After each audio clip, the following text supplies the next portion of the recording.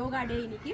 So இந்த நெல் நாளையில் நம்ம உறுதிமொழி எடுத்து நிறைய யோகாஸ் நம்ம தினமும் பண்ணலாம். அது மட்டும் இல்லாமல் வீட்டில் கூட்டுறதும் துணி துவைக்கிறதும் மற்றும் பாத்திரம் விளக்குறது கூட ஒரு யோகா தாங்க. ஸோ அதை மறக்காமல் நம்ம பண்ணிகிட்ருக்கோம். ஸோ அது கூட இன்னும் அர்லி மார்னிங் எழுந்திரிச்சு வாக் போயிட்டு வந்து யோகா பண்ணி அதுக்கப்புறம் மெடிடேஷன் அதுக்கப்புறம் மூச்சு பயிற்சி பண்ணிங்கனாலே போதும். நம்ம உடம்பு ரொம்ப ரொம்ப ஆரோக்கியமாக இருக்கும். இதில் எந்த மாற்றமும் இல்லைங்க.